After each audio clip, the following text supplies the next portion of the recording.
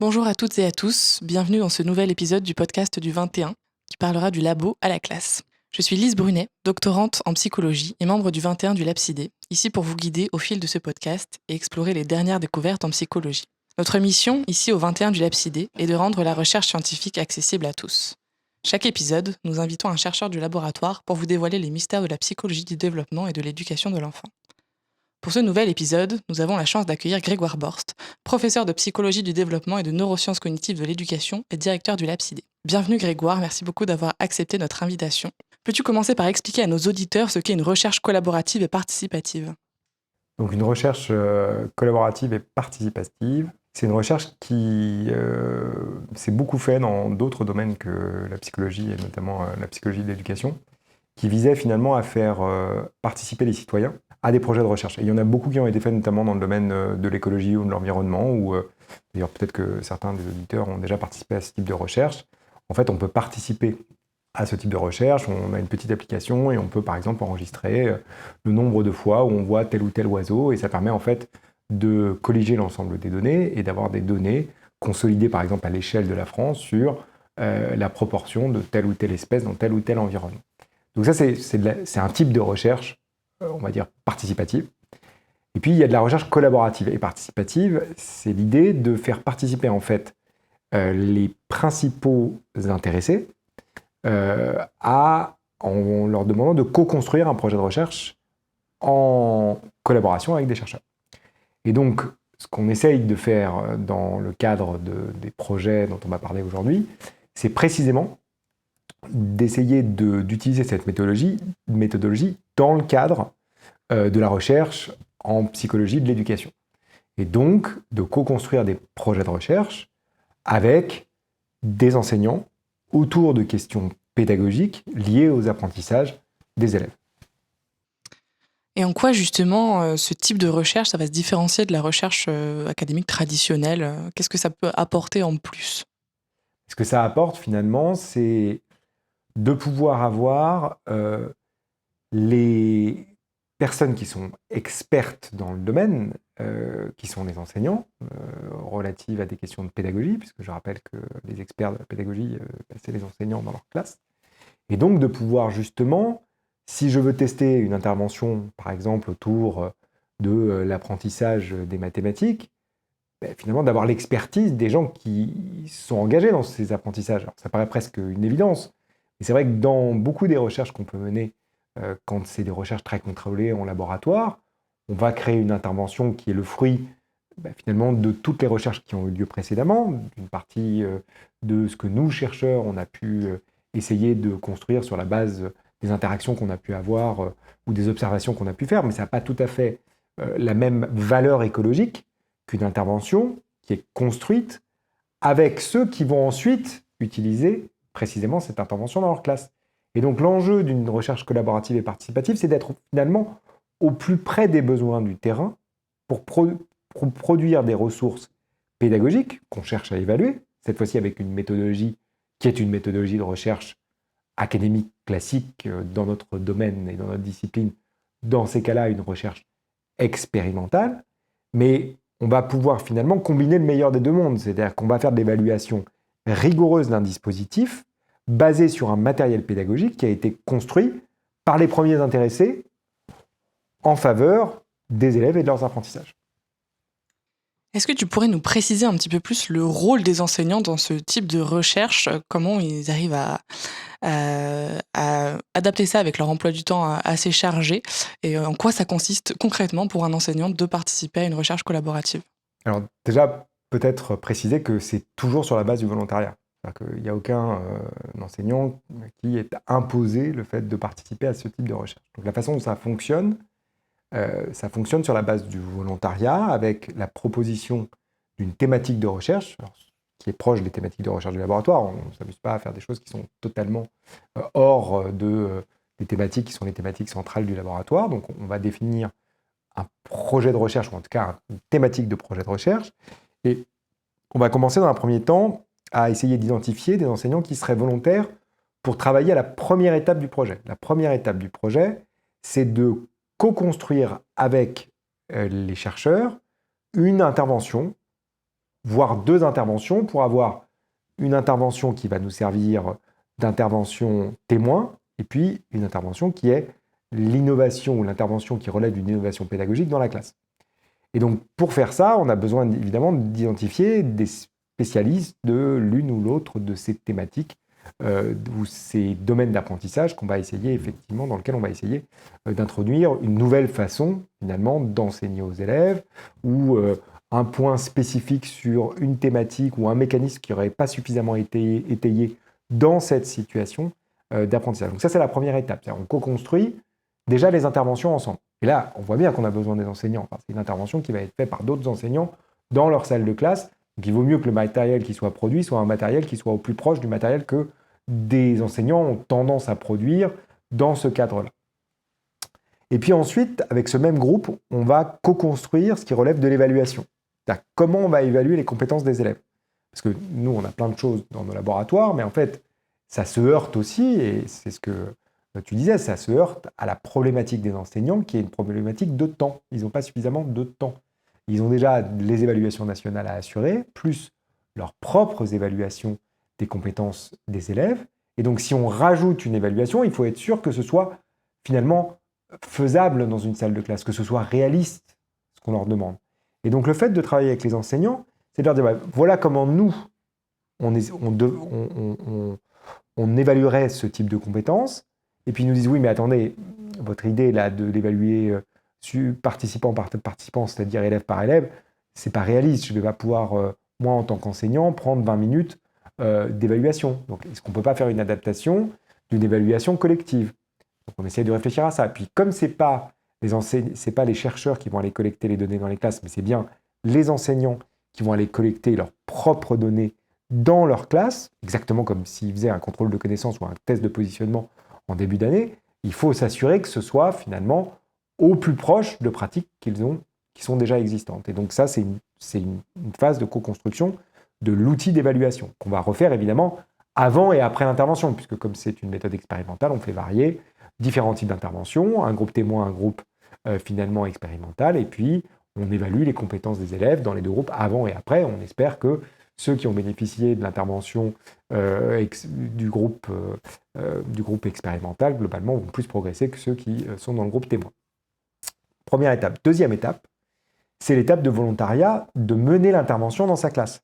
Donc c'est aussi important, ce n'est pas les mêmes enseignants qui travaillent avec nous sur le matériel et sur la création de l'évaluation, et ceux qui vont faire l'évaluation du dispositif.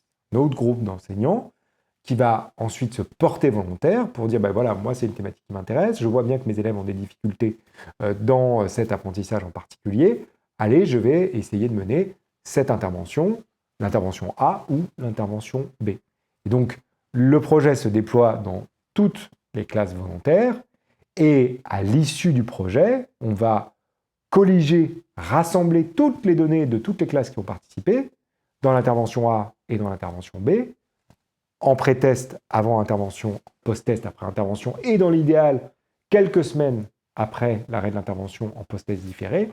Et on va pouvoir ensuite, une fois que ces données sont toutes remontées de façon anonymisée au laboratoire, pouvoir évaluer l'effet relatif d'une intervention par rapport à une autre.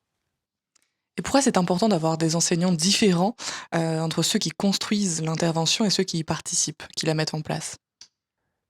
La question, c'est effectivement une question d'évaluation et d'être le plus objectif possible par rapport à l'intervention. C'est-à-dire que si j'ai construit tout le matériel d'intervention, si j'ai construit tout le matériel qui est relatif aux évaluations, et qu'en plus, je fais passer l'intervention A ou l'intervention B, comme j'ai participé à tout et que je sais quelles sont les hypothèses de recherche, par définition, je suis plus naïf par rapport à ce qu'on cherche à évaluer. Donc là, l'enjeu, c'est simplement, effectivement, d'essayer de garantir, toujours sur la base du volontariat, on n'oblige pas les enseignants à être dans un groupe ou dans l'autre. On leur propose les deux types d'intervention et ils choisissent l'intervention qu'ils veulent. Ils savent tous qu'il y a un autre groupe qui fait une intervention, ils savent tous qu'on évalue avant, après et quelques semaines après l'intervention, mais simplement, ils n'ont pas forcément d'attente spécifique sur quelle intervention fonctionnera mieux que l'autre. Donc c'est une forme de garantie que l'effet observé ne soit pas dû à des biais qui sont relatifs simplement à l'évaluation et à l'expérimentation. Alors justement, en parlant de biais, en tant que chercheur, on essaye de contrôler au maximum les biais présents dans nos études. Est-ce que c'est plus difficile de contrôler ces biais quand on fait de la recherche collaborative et participative? Oui, mais ce n'est pas un problème en fait. C'est-à-dire qu'il faut comprendre que c'est une phase de la recherche qui ne relève pas de la recherche fondamentale. On n'est pas là en train d'essayer de contrôler l'ensemble des facteurs. On est en train, au contraire, de dire que dans un milieu écologique, la salle de classe, une intervention classe entière menée par un enseignant, avec toutes les particularités de cette classe et de cet enseignant, autour d'une intervention qui est la même pour tout le monde, mais dont chaque enseignant va se saisir comme il a envie, puisque on n'a absolument pas la possibilité de pouvoir, en tant que justement chercheur, intervenir dans cette dimension-là. Est-ce que, avec toute cette variabilité, avec tous ces facteurs confondus, est-ce que pour autant, il y a une intervention qui fonctionne mieux que l'autre? Et c'est ça, en fait, le véritable enjeu de la recherche participative et collaborative. C'est de se dire, est-ce que, quand on est dans un milieu écologique, est-ce qu'on peut quand même faire de l'évaluation de l'effet relatif et de l'impact relatif de différentes interventions, en s'assurant globalement quand même que les groupes sont relativement similaires. Donc, a posteriori, on regarde par exemple, est-ce qu'on a à peu près le même nombre d'établissements qui est en réseau d'éducation prioritaire ou réseau d'éducation prioritaire renforcé? Est-ce que les élèves ont à peu près le même âge dans les deux groupes? Est-ce qu'on a à peu près le même nombre de classes de troisième dans les deux groupes? Et ainsi de suite. Donc on fait quand même des contrôles a posteriori. Mais a priori, on va contraindre le moins possible, effectivement, la situation expérimentale, parce que le véritable enjeu, c'est d'être au plus proche de ce qui se passe sur le terrain. Et pas au contraire de créer une situation artificielle. Parce que ce qu'on vise ici, c'est d'évaluer l'effet d'un dispositif quand il est utilisé, finalement, dans la réalité de ce que constitue le cadre scolaire. Et si là, on arrive à trouver un effet, c'est finalement beaucoup plus fort que si on avait contrôlé toutes les variables. On n'est pas en train de faire de la politique publique éducative, hein, sinon on ferait des essais contrôlés randomisés. C'est pas du tout là l'objectif. L'objectif, c'est de dire, voilà, les enseignants, dans leur pratique pédagogique quotidienne, ils font des choix. Ils choisissent de faire telle séquence pédagogique à partir de tel matériel. Eh bien, est-ce que ça, quand ils font ces choix-là, est-ce que s'ils font ce choix-là, qu'est-ce que ça peut produire comme effet? Et ça ne dit pas que demain, il faudra réorganiser le système éducatif de telle manière ou de telle manière. Ça ne dit pas non plus qu'il faut faire des groupes de niveau. De toute façon, ça ne fonctionnera pas. Mais ça veut dire simplement, voilà, c'est des pratiques ou du matériel pédagogique. On s'en saisit d'une manière ou d'une autre, mais ça produit quand même des effets qui peuvent être un peu différents que l'utilisation d'une autre stratégie, on va dire, pédagogique. Alors ce type de recherche, elle a des bénéfices pour les chercheurs, mais est-ce qu'elle a des bénéfices aussi pour les enseignants? Elle a des bénéfices pour les enseignants à double titre. D'une part parce que ça permet finalement de produire quand même des données collectivement dont les autres enseignants peuvent se servir. C'est-à-dire que globalement, une fois qu'on a démontré que tel ou tel dispositif pédagogique semblait mieux fonctionner que des dispositifs déjà existants, on peut effectivement, évidemment, pouvoir diffuser ces données à l'ensemble de la communauté. C'est-à-dire que quand on crée finalement un matériel pédagogique, ensuite ce matériel pédagogique il peut être disponible pour tous les enseignants qui peuvent s'en saisir comme ils veulent. Et l'intérêt, c'est que finalement, c'est aussi une façon de pouvoir promouvoir une certaine forme de culture au sein de l'éducation nationale, et notamment des enseignants, de l'évaluation. Mais encore une fois, pas une évaluation qui ressemble aux évaluations sociales, pas une évaluation qui ressemble à un essai contrôlé aléatoire qui peuvent être menés dans d'autres cadres. C'est simplement de dire, un enseignant ou une équipe enseignante passe son temps à faire de l'innovation pédagogique, ils font des choix pédagogiques, et dans ce cadre-là, ils peuvent quand même essayer d'évaluer ce que ça produit. Et pour un enseignant, globalement, c'est une façon de pouvoir accélérer finalement le transfert des données de la recherche fondamentale vers le terrain. Et c'est bien ça l'enjeu, c'est comment on fait pour accélérer ce processus, qui est un processus extrêmement long, quand on passe de la recherche fondamentale à la recherche appliquée, et a fortiori au changement des pratiques pédagogiques. En fait, il faut plusieurs années. Et finalement, ce dispositif de recherche collaborative et participative, ça vise à accélérer ce processus et pouvoir faire redescendre beaucoup plus rapidement sur le terrain via justement des recherches qui sont réellement collaboratives et participatives, un certain nombre de données qui, sinon, seraient restées très probablement sur les étagères d'un laboratoire ou dans une école très spécifique qui a essayé de mener un projet particulier. Donc c'est globalement de créer de l'intelligence collective. Et puis, l'autre aspect positif pour les enseignants, c'est que, en tout cas, c'est ce qu'on retire souvent comme témoignage, alors ça vaut ce que ça vaut, un témoignage, mais c'est ça me redonne un peu de souffle, c'est-à-dire que tout d'un coup, oui, certes, ça m'a pris du temps, mais ça me remet dans un dispositif où je me repose des questions pédagogiques, alors que là, j'étais un peu à bout de souffle et que finalement, je faisais un peu les choses de manière automatique. C'est pas du tout à dire que les enseignants ne travaillent pas. Tout un respect absolu du travail enseignant. C'est ce qu'on pense ici au Lapsidé depuis très longtemps, c'est que c'est extrêmement complexe d'être un enseignant, que c'est de toute façon la problématique de l'enseignant, c'est d'avoir des connaissances qui lui permettent de faire des choix pédagogiques parce qu'il passe son temps à faire des choix pédagogiques dans sa classe. Mais d'une certaine manière, ça lui donne une espèce d'oxygène cognitif et un second souffle pédagogique. Et puis, ça lui permet aussi, c'est ce qu'on disait tout à l'heure, de se familiariser avec la notion d'évaluation. Parce que ce n'est pas des choses sur lesquelles les enseignants sont très fortement familiarisés. Donc ça leur permet effectivement d'en retirer d'une certaine manière aussi des connaissances par rapport à l'évaluation. Et puis ça permet aussi d'avoir du matériel pédagogique dont ils peuvent se saisir et puis ensuite dont ils peuvent aussi discuter avec leurs collègues. Et du côté des élèves, est-ce qu'ils peuvent développer des compétences particulières quand ils participent à ce genre de recherche ? Alors, il faut peut-être dissocier les élèves qui participent à l'une des interventions par rapport à l'autre. C'est-à-dire que dans un certain nombre de ces projets de recherche, parfois, on n'a même pas d'intervention pour le groupe qui sert de groupe témoin cette année-là. Alors, pour eux, sur l'année 1, on peut se dire ils ne vont pas en retirer grand-chose. Alors, d'une part, ce n'est pas tout à fait vrai, parce qu'ils participent quand même à des évaluations, que leurs enseignants peuvent être sensibilisés, sont toujours sensibilisés à l'issue de la recherche sur quels étaient les objectifs, qu'est-ce qu'on a observé dans l'autre groupe, et quels ont été les effets bénéfiques d'introduire telle ou telle pratique pédagogique. Ça permet aussi d'aborder la question d'un projet de recherche. Qu'est-ce que c'est qu'un projet de recherche ? Comment on essaye de le mener ? Comment on essaye d'évaluer justement l'effet relatif d'une intervention par rapport à une autre ? Et donc ça permet aussi de sensibiliser les élèves à la question de la recherche et de la science. Et puis souvent, on essaie quand même que ces recherches et que ces élèves puissent bénéficier du dispositif, soit à un autre trimestre, soit une année prochaine, soit qu'au moins les enseignants puissent avoir accès à ces ressources pédagogiques. Et puis pour le groupe qui participe, normalement quand on propose une intervention, surtout quand elle a été co-construite avec les enseignants, c'est qu'on espère des bénéfices sur les apprentissages des élèves. Alors on ne peut pas être sûr de ça, je veux dire, mais au même titre que dans une classe, chaque enseignant fait sa propre intervention pédagogique, et puis parfois il y a certains élèves qui apprennent, et puis d'autres qui apprennent moins bien.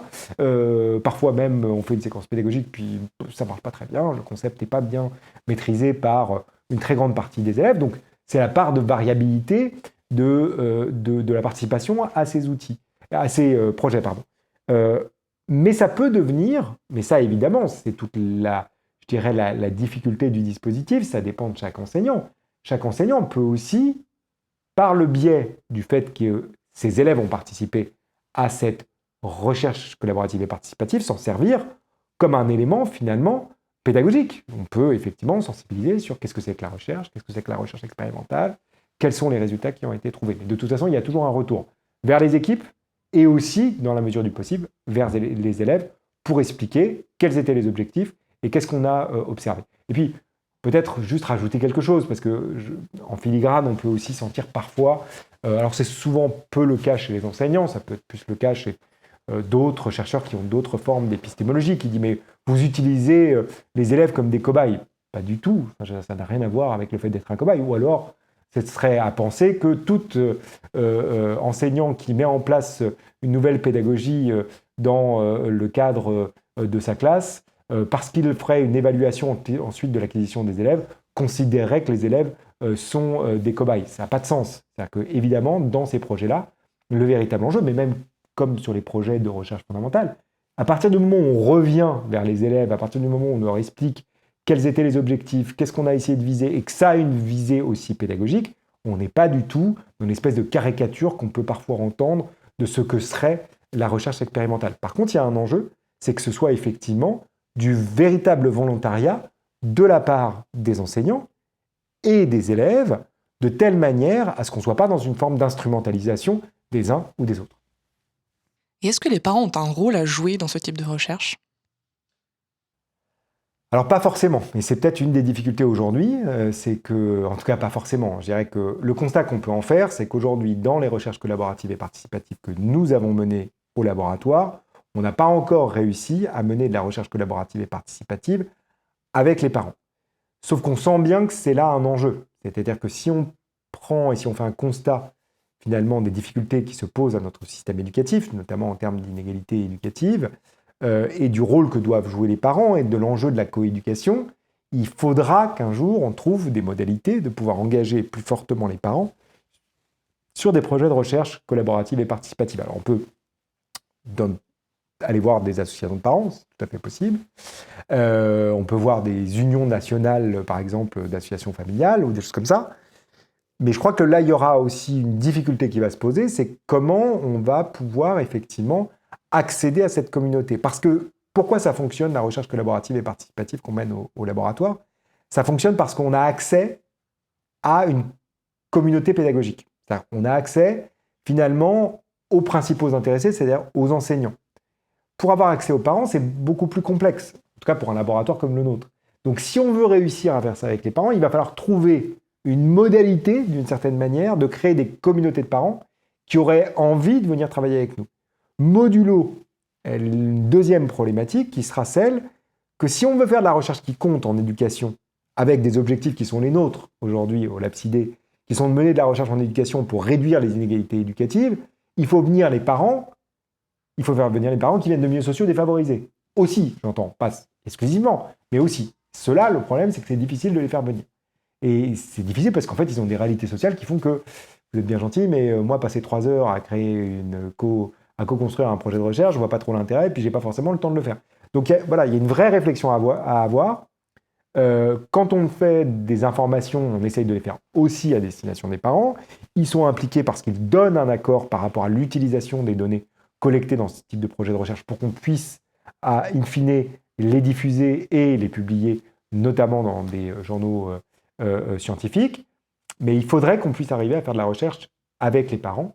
Et ça, je dirais que c'est un peu c'est peut-être l'objectif à 5-10 ans du laboratoire. Vous avez vu, j'ai dit 5-10 parce que c'est long, en fait, d'imaginer ça. Alors pour rendre les choses un peu plus concrètes, est-ce que tu pourrais nous partager des exemples de projets récents auxquels tu as participé? Oui, je peux donner des exemples de projets récents et puis donner aussi un peu l'historique de ces projets. Donc l'historique de ce projet, pour la petite histoire, c'est les éditions Nathan qui viennent solliciter Olivier Houdet, qui était l'ancien directeur du laboratoire et qui est directeur honoraire du laboratoire, pour écrire un chapitre. Et puis, au cours de la conversation, il parle d'une plateforme qui s'appelle Léa.fr. Et donc Léa.fr, c'est une plateforme qui a la particularité de réunir aujourd'hui 200 000 enseignants qui, finalement, donne accès à un certain nombre de ressources pédagogiques, pour partie gratuite, pour partie payante, parce que c'est quand même associé aux éditions Nathan. Et ils ont aussi une partie qui s'appelle des labs pédagogiques. Et quand ils sont venus nous présenter finalement ce qu'était Léa.fr, on s'est dit mais c'est absolument génial. C'est-à-dire que tout d'un coup, on va pouvoir avoir accès à cette communauté d'enseignants à travers une partie du site qui est totalement gratuite. Il n'y a rien de payant quand on fait des expérimentations avec le LabCID via Léa.fr. Et l'enjeu, c'était de se dire, en fait, ce qu'il nous faut, c'est typiquement une plateforme comme ça, parce que les profs viennent y chercher finalement de la ressource dont ils ont besoin pour faire leur cours, et peut-être qu'ils seraient intéressés, à un moment donné, de faire une petite expérimentation dans leur classe. Et donc, ça a commencé comme ça, finalement. Le projet, c'était de se dire, on va créer finalement un espace dans lequel on va pouvoir faire des appels à volontariat autour de projets de recherche spécifiques, et ça va nous permettre progressivement de faire de la recherche collaborative et participative à très grande échelle, puisque comme c'est une plateforme en ligne, en fait, un prof de l'université de Besançon peut participer, de l'Académie de Besançon, peut participer à un projet de recherche comme un enseignant qui serait dans l'Académie de Nice ou comme une enseignante qui serait dans l'Académie de La Réunion. Ça pose aucun problème, parce que effectivement tout est dématérialisé. Et donc on a commencé comme ça.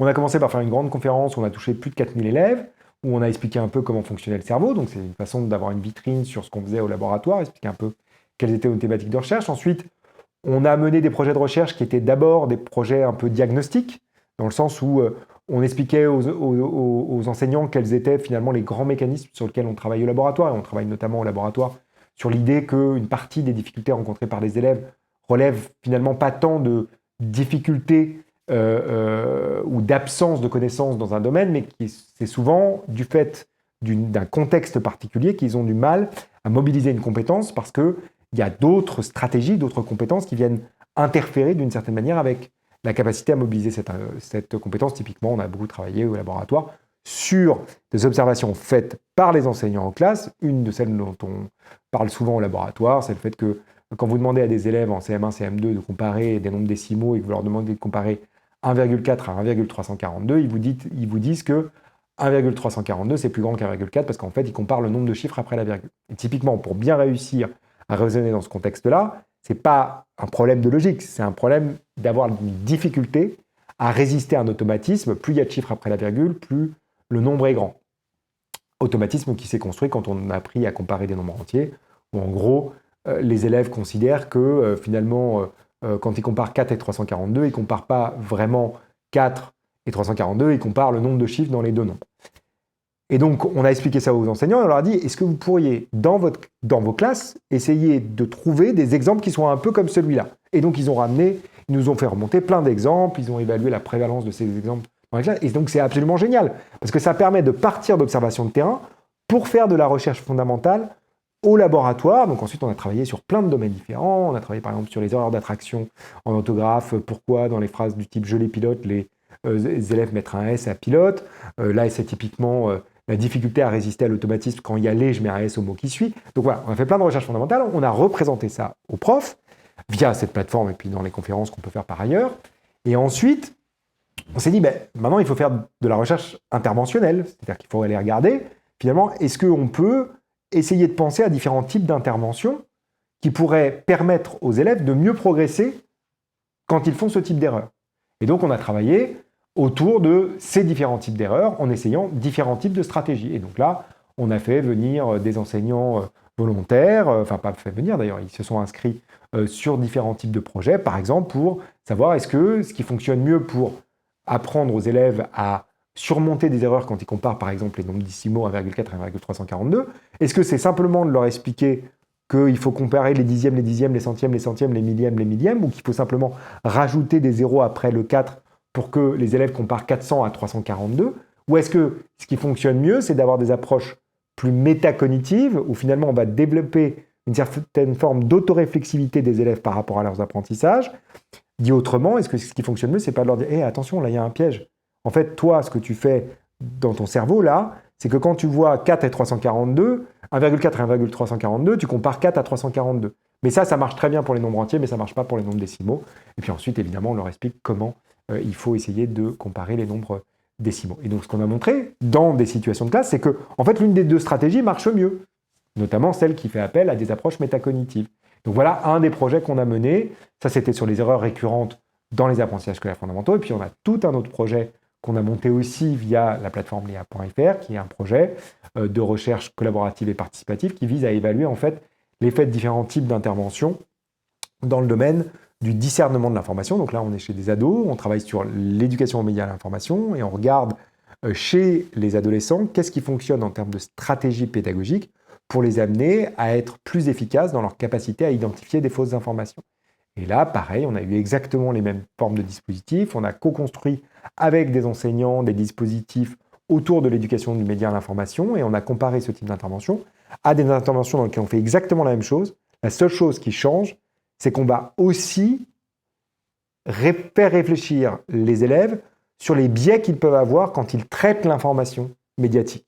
Tout simplement, par exemple, le fait que quand l'information est en adéquation avec ce qu'ils pensent déjà, ils ont tendance à penser qu'elle est vraie. Donc c'est un biais parmi d'autres, ça c'est le biais de croyance. Et donc on les sensibilise sur ce type de biais. Et là aussi, on a montré que globalement, ce type d'approche, qui combine éducation aux médias et à l'information, plus sensibilisation aux biais qui sont les nôtres, aux biais de notre cerveau quand il traite l'information, ça fonctionne un peu mieux que des approches qui sont purement EN. Donc en fait, on peut faire n'importe quel type de projet. D'ailleurs, il y a d'autres laboratoires qui ensuite ont lancé le même type de projet de recherche collaborative et participative avec Léa.fr en ayant vu le type de recherche qu'on avait mené.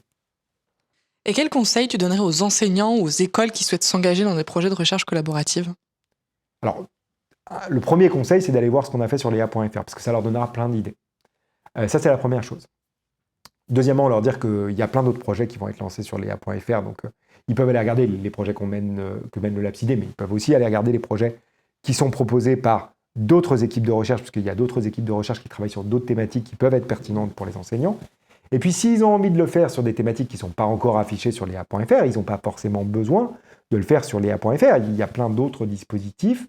Ils peuvent se rapprocher de projets de recherche, de laboratoires de recherche sur leur territoire. C'est souvent, il y a des laboratoires finalement qui travaillent sur les thématiques de l'apprentissage chez l'enfant et chez l'enfant et chez l'adolescent, sur finalement quasiment l'ensemble du territoire. Donc on peut tout à fait effectivement avoir des équipes qui vont contacter ce type de laboratoire. Après, il faut que ces laboratoires aient envie finalement de travailler sur ces thématiques-là. Donc il faut avoir effectivement en tant qu'enseignant la démarche d'aller regarder ce que fait ce laboratoire. C'est-à-dire que si vous venez nous voir au Lapsidé et que vous nous proposez un projet de recherche qui n'a rien à voir avec nos thématiques de recherche, on ne va pas pouvoir vous accompagner dans un projet de recherche collaborative et participatif. Par contre, si vous venez nous voir, comme c'est le cas par exemple pour ces proviseurs à Marseille qui travaillent dans les réseaux d'éducation prioritaire renforcés et qui nous ont dit nous, on aimerait beaucoup travailler autour de la métacognition avec les collégiens pour les aider dans leurs apprentissages. Là, vous êtes au cœur des problématiques du Lapsidé et donc, évidemment, on va essayer de vous accompagner là-dessus, de la même manière avec ces conseillers pédagogiques qui sont venus nous voir autour de qu'est-ce qu'on peut faire en maternelle pour essayer de réduire les inégalités éducatives et dans lequel on a mené un projet de recherche avec Lise Brunet et Mélanie Pinheiro autour de comment réduire les inégalités en apprenant aux élèves de maternelle à se poser des questions métacognitives, c'est-à-dire avoir une certaine forme d'autoréflexivité par rapport aux stratégies efficaces d'apprentissage. Donc voilà, il y a une recherche à faire en termes de quels sont les laboratoires qui travaillent sur quel domaine, et est-ce que la question que je me pose et les problématiques que j'ai dans mon établissement sont en cohérence avec les projets de recherche et les thématiques du laboratoire. Sachant que des laboratoires qui font de la recherche collaborative et participative, il n'y en a pas tant que ça. Donc on peut aussi, effectivement, parfois avoir des difficultés parce que tous les chercheurs et tous les laboratoires ne font pas encore ça de façon extrêmement systématique, mais c'est amené à se diffuser et c'est aussi force aux équipes pédagogiques de montrer la pertinence d'essayer de mener ce type de projet de recherche. On arrive à la fin de cet épisode du podcast du 21. Merci beaucoup Grégoire d'avoir été avec nous pour partager cette discussion passionnante autour de la recherche collaborative. Merci à tous nos auditeurs d'être restés avec nous jusqu'à la fin. Si vous avez apprécié ce voyage scientifique avec nous, n'hésitez pas à vous abonner sur Spotify, mais aussi sur LinkedIn, Facebook, YouTube et Instagram pour rester informés des dernières découvertes en psychologie. On vous souhaite une très belle journée, merci à tous et à toutes, et à bientôt pour un nouveau podcast.